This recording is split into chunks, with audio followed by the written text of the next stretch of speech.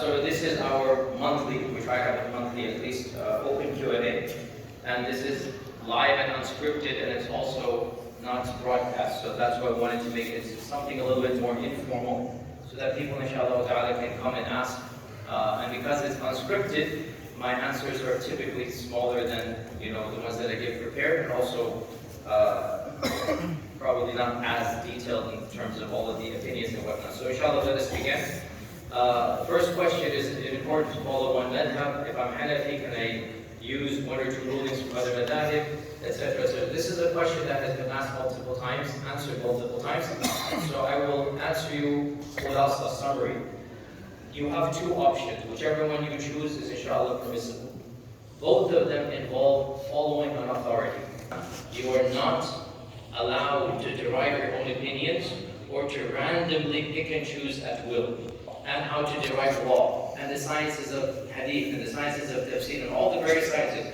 If you derive your own opinions or be fully independent, which means you research all of the opinions, look at the strengths of the opinions, and then follow an opinion. Unless and until I have a medical question for myself, for my family, for my wife, for my children, what do? I either ask the doctor I trust the most, and that's it. Or if it's really something very, very troubling and very light-headed and whatnot, I might ask 4, 5, 6 specialists, and then choose the specialist based upon the one that I feel understands the situation the best. Everyone, that's fine. If you want to ask a sheikh every time something happens, and you happen to have, mashallah, 5, 6, 7 sheikhs around you, you choose which one, that's fine. If you're going to ask multiple sheikhs, then the only way you can judge between them is not based upon what you think is the easiest and the best for you, but rather based upon your intuition that this sheikh knows the most. Let me give you a simple example. If you go to a specialist, a medical specialist, and one will say, oh, you must do chemo. Other says, oh, you must do, radio, whatever. The third one says, oh, this case, I've had this case multiple times, and I've seen sometimes chemo works, sometimes radio. In your particular situation, because of it, he explains to you why chemo works the best. Intuitively, you get a feeling, oh, this doctor seems to know a little bit more than the others.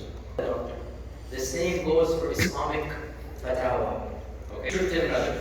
And other scholars will be strict in the one that the first was lax in, and lax in the one that's strict in. So overall, you get moderation. If you pick the leniencies of all of them, you will have a variation of fiqh that no mainstream scholar has. You understand this point here? Therefore, this should not be done. Second question. That Shaykh Yusuf al-Qardawi said musical instruments are halal and the hadith banning it is weak. You praised him publicly. What do you say about this opinion? So, inshallah, this is a learning moment. You may love and respect somebody and still disagree with an opinion. Shocking news, I know, but it's very common. In fact, inshallah, this is the sign of maturity. I love so many scholars and teachers that have said, Allah has blessed me to study with more than 150 ulama, alhamdulillah, more than, hundreds I've studied with. And I respect all of them. And I love some of them more than others.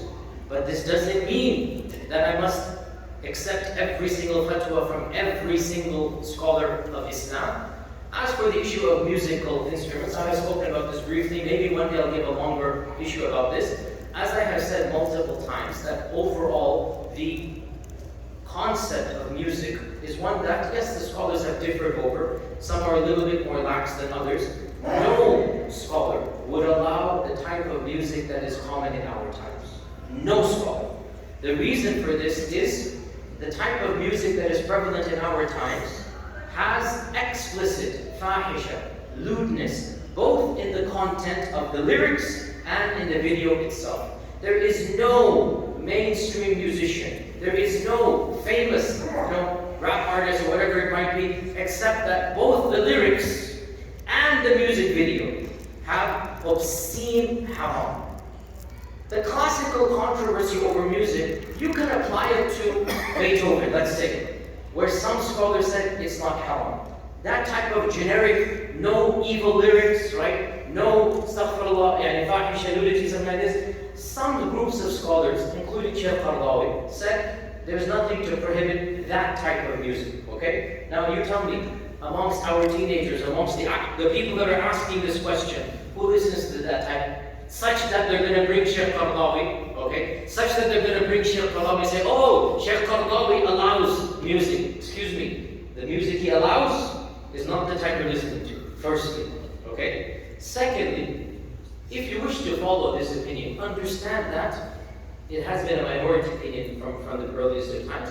And also that it's not as if they're saying that it's a good thing to do. They're saying there's no sin. There's a difference between the two. It's mubah, they say, if some conditions are met. And in any case, even if you wish to follow this, I have no problem saying you have the right to follow that opinion if you want to.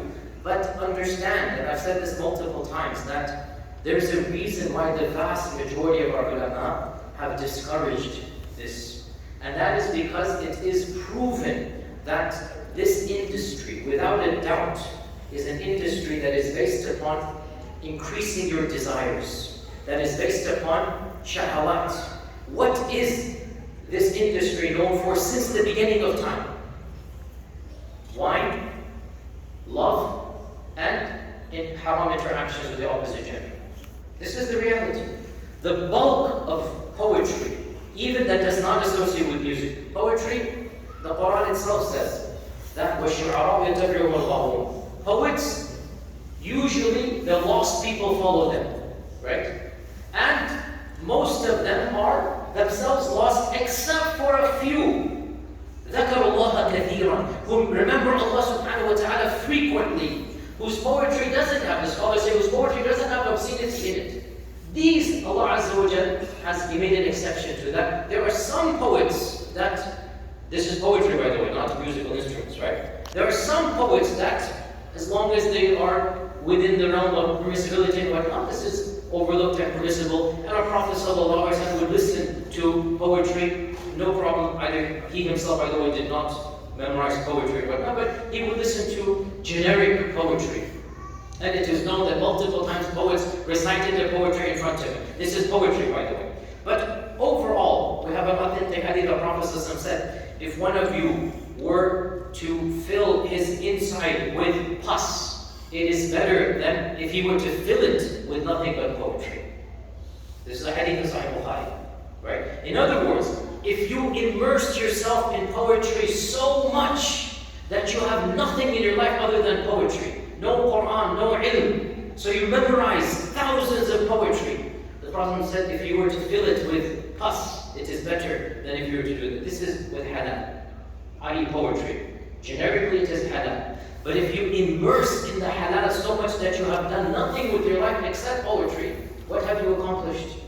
If this is with regards to the pure halal in essence, what do you think of an industry that clearly leads towards this? So the way that I would see this, even those who said that it is halal, as I said, the conditions they have is not met in the modern culture, number one. Number two, with respect to them that they say is halal, it is a soft gateway drug in its own way.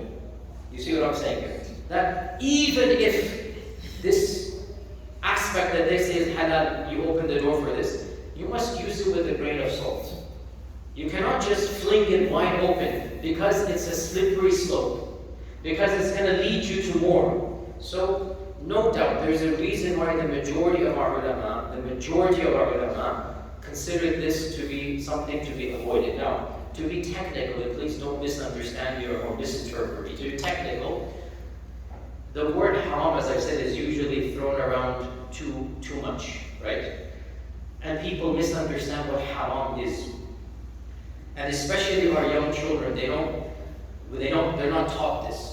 When they are taught that murder is haram and rape is haram and stealing orphans' property is haram, and then you say music is haram, it doesn't register in their mind. What do you mean murder is haram and music is haram? It doesn't. They need to be taught by us that the word haram is a huge spectrum, massive spectrum, and murder and shirk and rape is on the very, very furthest side of the spectrum.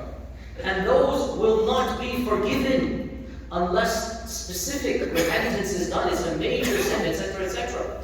And On the very other side, which is the very beginning of haram, you have things like white lies, minor things of this nature. You have, for example, being in gatherings where riba is being done. Isn't that haram? Okay? Frankly, want to be technical, there is more evidence to make such gatherings a bigger sin than listening to music. Understand this point.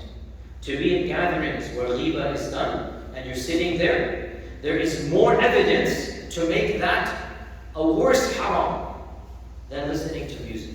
Understand this point. Now, who amongst us can avoid gatherings of riba? Who amongst us has never attended where somebody has said riba? So, to be technical, please don't misunderstand me.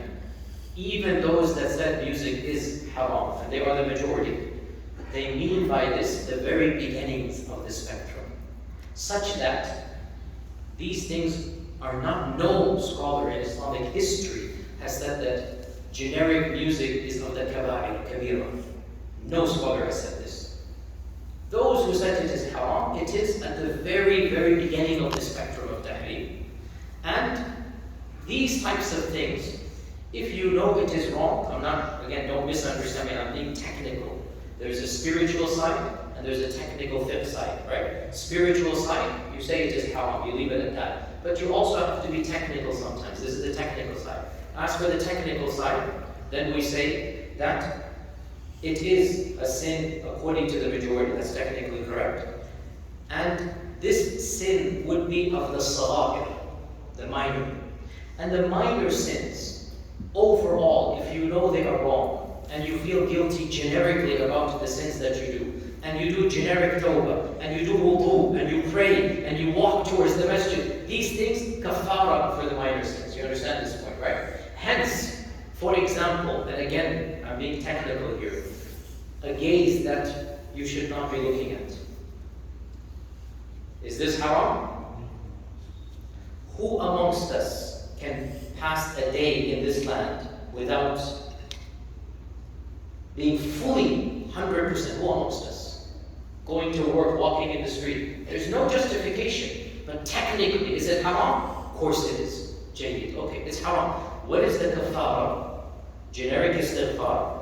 Right? Meaning, astaghfirullah. That's the whole point. Doing wudu, walking to the masjid. That's what forgives. It's not a justification, but technically speaking, this haram, Allah has promised in the Quran. This is in the Quran. إِن تَجْتَنِبُوا كَبَائِرَ مَا تُنْهَوْنَ عَنْهُ. If you avoid the major sins, نُكَفِّرْ عَنْكُمْ سَيِّئَاتِكُمْ. We shall eliminate your other sins. If you avoid the major sins, and you are doing your good deeds, we shall. So the point is, generally speaking, a Muslim who prays, fasts Ramadan, does the major fara'id, avoids the major sins, that person shall not go to Jahannam for the minor sins. They might be punished in other ways, in this world, in the qabr, pain and suffering in this dunya, but adabu Jahannam. So we have to be technical. We teach our children this, and again I'm saying on the technical side, these types of sagha'ir, generally speaking, they don't lead to Naru Jahannam. They're not going to be punished by Jahannam. So our kids need to understand this, because for their generation, they're battling massive battles. And you're going to bring up music, which is on the general scale of things, right at the bottom of the list. And you make music the biggest issue in their lives when they're not even praying. When frankly, sorry to break the news to you, many of them are vaping or doing worse than vaping, soft drugs, marijuana, whatever it might be. They're literally on this. And you will emphasize music, music, music. And in reality, the least of his concerns right now is music. This is why you don't hear me always talk about this topic, because even those who said it is haram, on the grand scale of things, it is very low on the list. We have bigger priorities. Do you understand this point? This is no justification, but this is the technical thing here, that think of the bigger issues. And frankly, a better way to talk about this is to bring about a love of the Quran.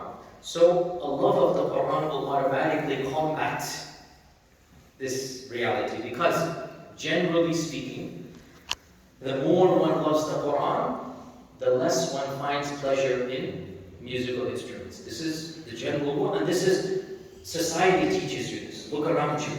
This is how people live their life. Are there people who love both? Indeed there are. I'm not saying there aren't. Yeah. But generally speaking, the more one loves listening to the Quran, the less one finds comfort in music. And this is the truth.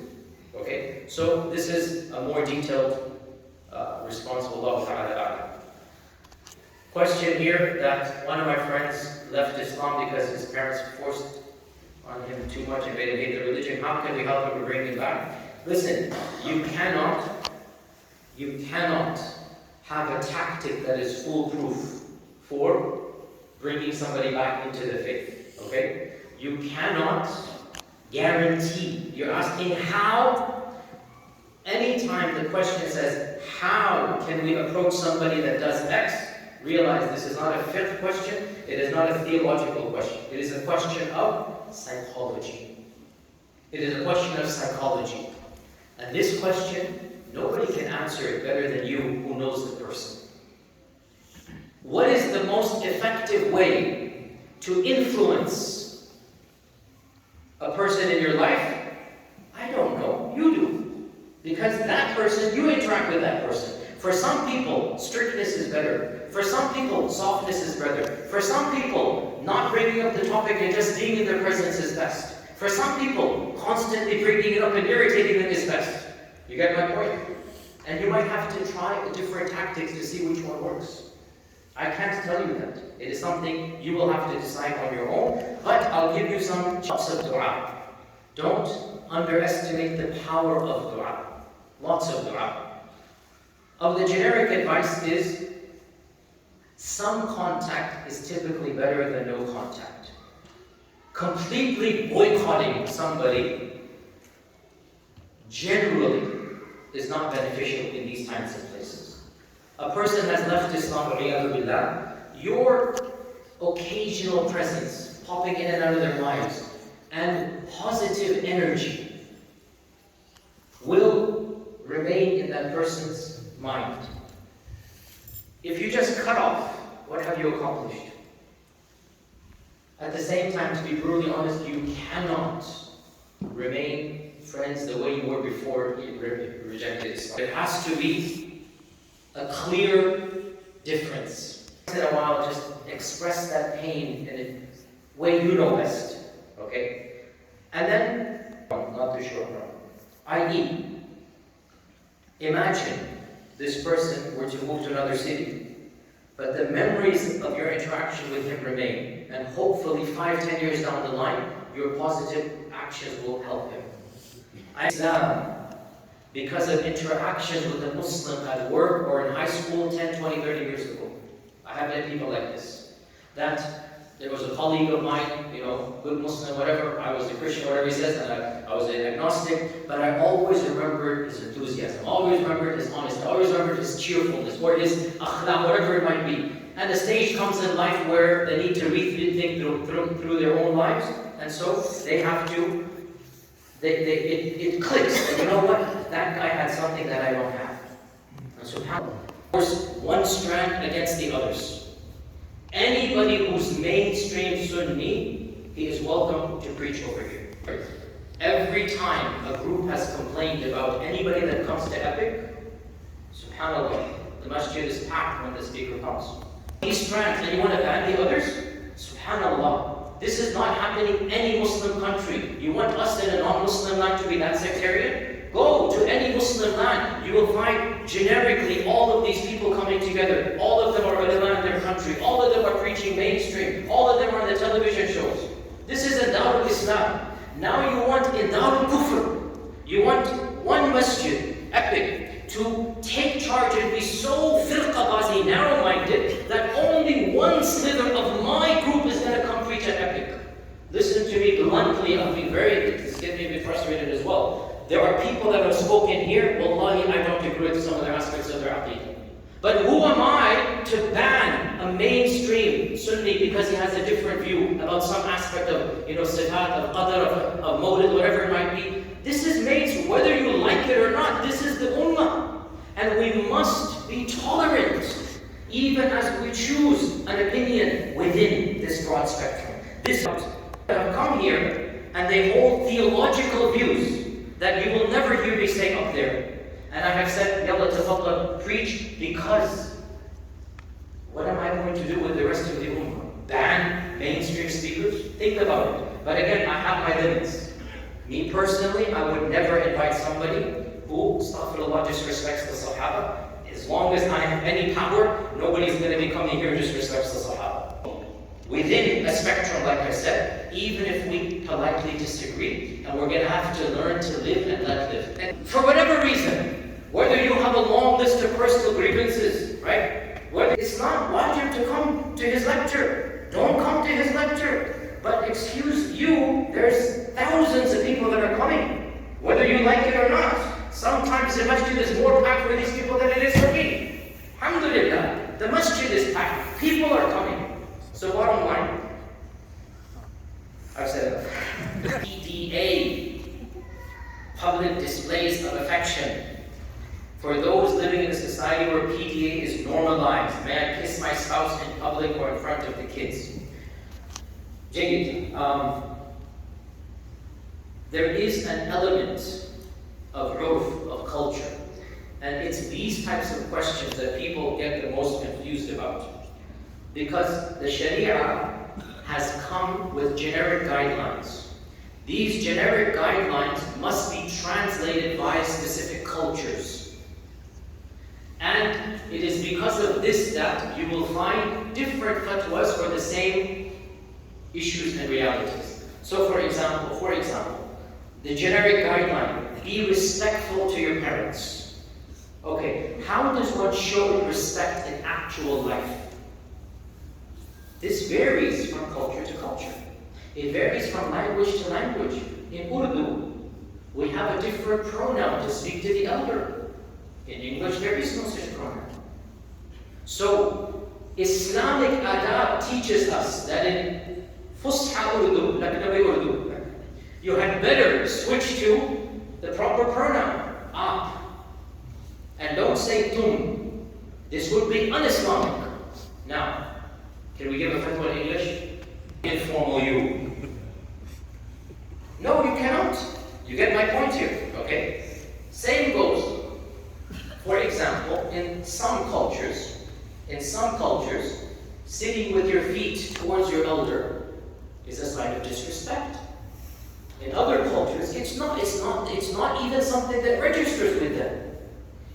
So in those cultures in which sitting with your feet out is a sign of disrespect, you implement the general rule, which is show respect to your parents. And you say, in these cultures, we teach our children to not do this.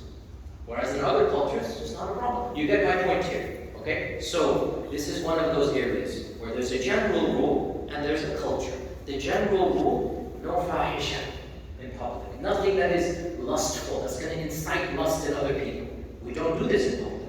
This is the general rule, okay? Now, this varies from culture to culture, the finer details, okay? In some cultures, you cannot even hold your spouse's hand in public. You literally cannot hold your spouse's hand, even in a crowd. If she's going to get lost, okay, but I'm not going to hold your hand. What are you going to do about that? And it's Eid, it's like astaghfirullah. This is public, don't do that. Okay? And in other cultures, you do much more than just holding hands, and it's not considered lewd. It's not considered lewd. Now, should we embrace something of another culture that's not our own culture? This is the constant struggle between the elders and the youngsters. Let this struggle remain. I have to speak technical fiqh. No problem, I'm not endorsing one over the other. From technical fiqh perspective, anything that is deemed to be insightful and lustful would not be allowed. So, in Western culture, and I say as somebody born and raised in the West and fully absorbed in the culture of the West, everybody knows the difference between a love kiss and a lustful kiss. If you don't know this difference, frankly, then you are not toward Western culture. A peck on the cheeks, or even a light kiss before you go to work on the lips itself, is not the same as a French kiss. If you don't know what a French kiss is, then I'm not going to teach you. But there's a difference between the two. There's a difference between the two. Sorry for the youngsters who are not married, Allah understand.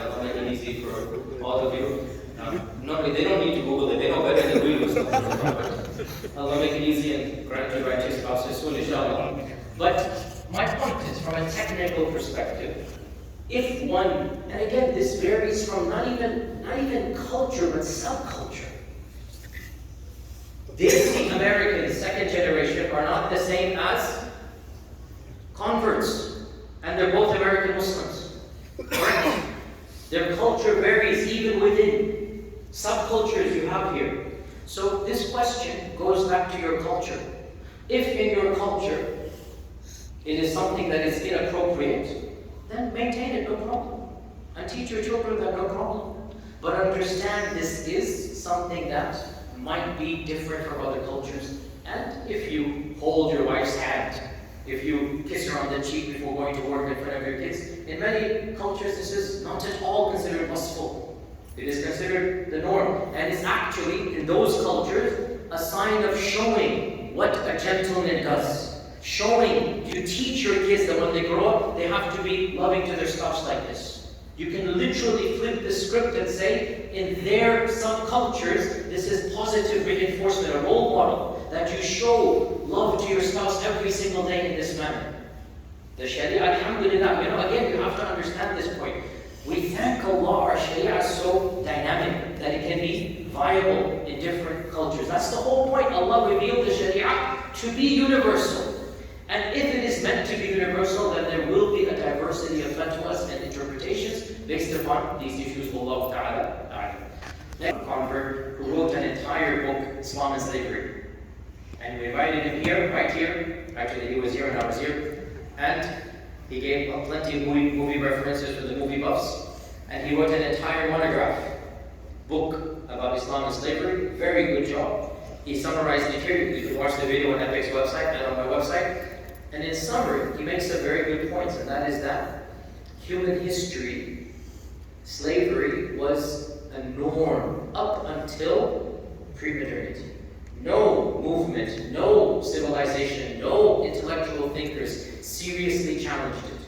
And the reason for this, they understood it as a necessary evil. They understood it as a necessary evil.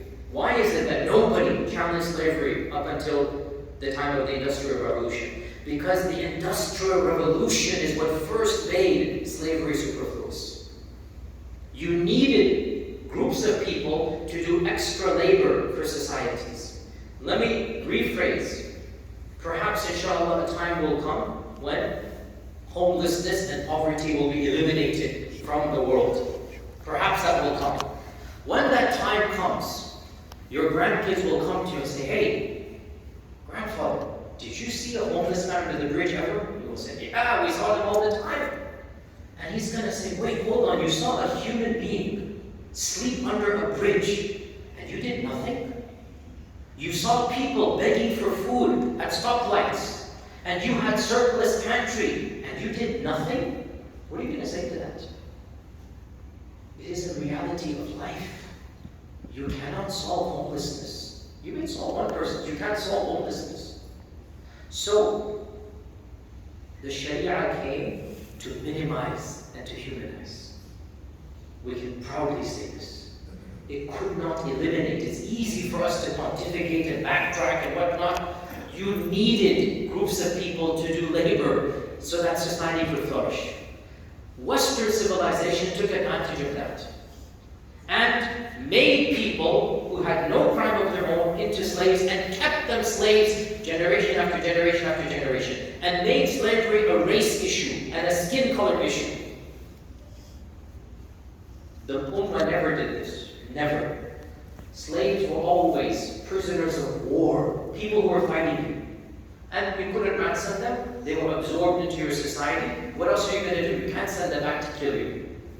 You absorb them, you take care of them, you feed them. It's a level of humanity that, as the Prophet said, don't overwork them. Allow them. The Quran allows them the opportunity to become free. Any slave wanting to become free, this isn't the Quran. That anybody who wants to be free, negotiate with them a mukataba, right? And mukataba means they're going to earn their income and they will free themselves. So they'll be allowed to work outside of your time. You have to give them work, go work, and then free yourself. That is why in Islam, slavery was never a class issue. It was never generation after generation. A batch would come, be absorbed, freed up, become Muslim in the process, by the way, and life goes on. Another batch comes, become Muslim, freed, another batch comes. It was the most humane way to absorb external people into the society, acclimatize them, and if not them, for sure their children would become free citizens and whatnot. And that's why in Islam it was never a class issue or a race issue. No doubt there are elements that are unpalatable to our modern mind, but we thank Allah that slavery is not wajib. We thank Allah it's not something that was mandated. It was a necessary evil in the past, and as soon as we can get rid of it, we did, and the Sharia is still complete without it. To me, this is the miracle that Allah Azza wa Jalla